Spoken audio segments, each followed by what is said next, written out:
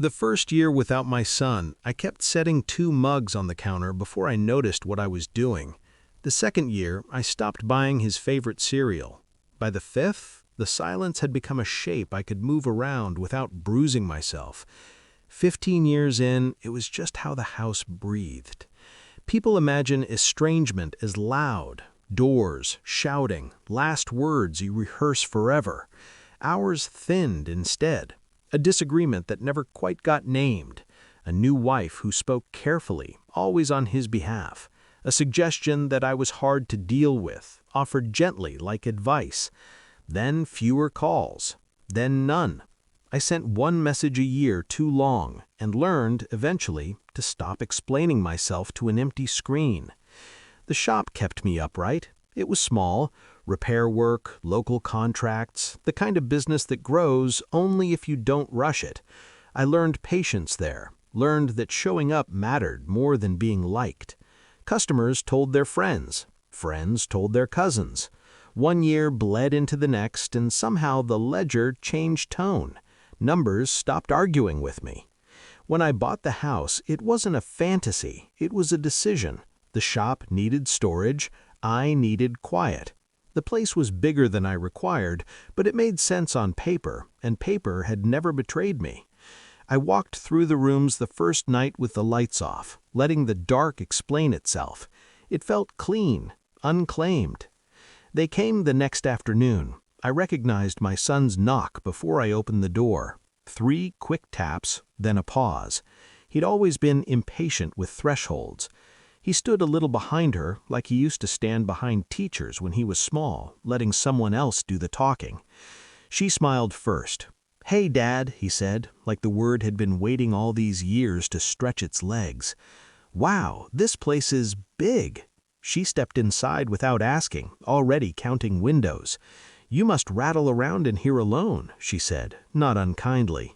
"We were thinking, since you have all this extra room—" I listened. Not because I needed convincing, but because I wanted to hear what assumptions sound like when they're spoken aloud.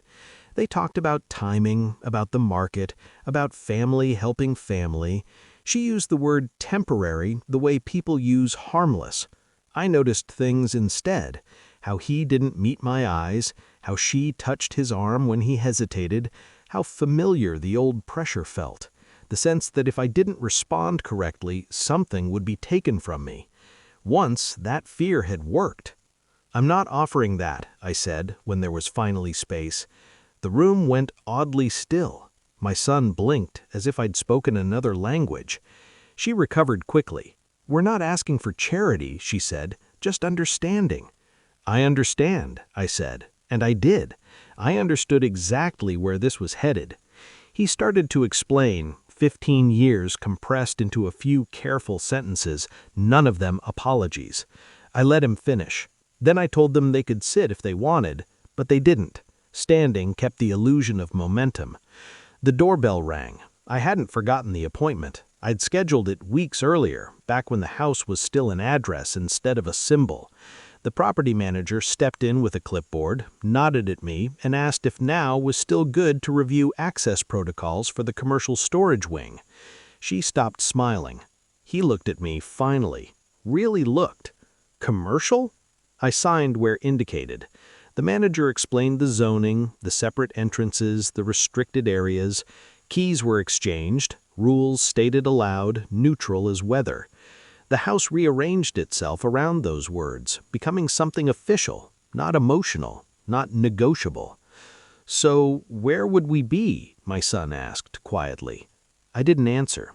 I didn't need to. The manager did, pointing out what was not included, what could not be repurposed, what required prior agreements that did not exist. They left not long after. No shouting, no threats, just a recalibration happening too late to hide. That evening, I stood in the kitchen with 1 mug. Outside, the yard held its shape in the dark. Power didn't feel like triumph. It felt like alignment. The cost was still there. I could feel it, the long ache of what hadn't been. But it was finally mine to carry, undisturbed.